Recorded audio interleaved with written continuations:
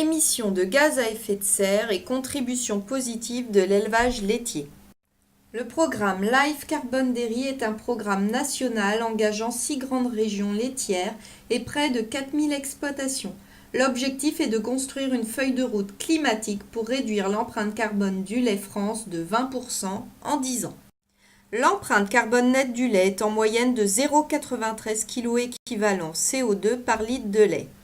Les émissions brutes de gaz à effet de serre de l'élevage sont de 1,04 mais sont compensées à 11% par le stockage de carbone.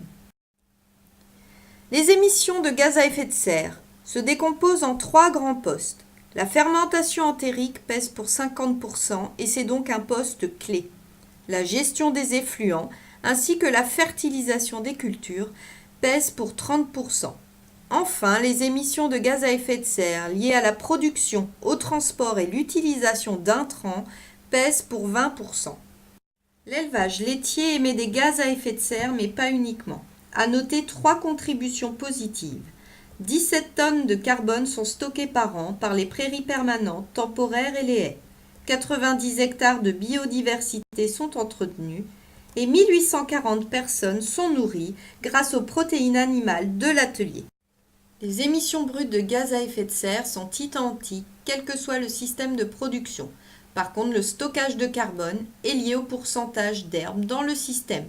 Au final, l'empreinte carbone nette du lait est plus faible dans les systèmes herbagés, mais des marges de progrès existent, quel que soit le système.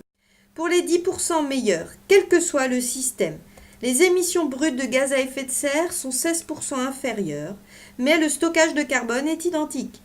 Le top 10 a donc déjà atteint l'objectif fixé par le programme Life Carbone Dairy. De nombreux leviers d'action existent pour agir sur l'empreinte carbone, à commencer par la réduction des animaux improductifs avec l'âge au premier vélage et l'état sanitaire du troupeau. L'efficacité de la ration est un poste clé. Il faut apporter des fourrages de qualité et limiter les apports de concentrés extérieurs. Plus globalement, il faut rechercher l'autonomie protéique. Il faut travailler sur l'efficience de l'azote au sol et la réduction des apports minéraux. Limiter les consommations d'électricité et de carburant, sans oublier le stockage de carbone avec le linéaire de haies et le travail sur les rotations. Tous ces leviers d'action vont dans le sens d'une efficience économique. Dans le top 10, les charges opérationnelles sont 14 € des 1000 litres inférieures pour un produit de l'atelier laitier identique. Pour aller plus loin, voici les contacts de l'équipe système dans le pôle herbivore. N'oubliez pas d'aller sur la page Synagri et des formations de sensibilisation existent dans vos départements.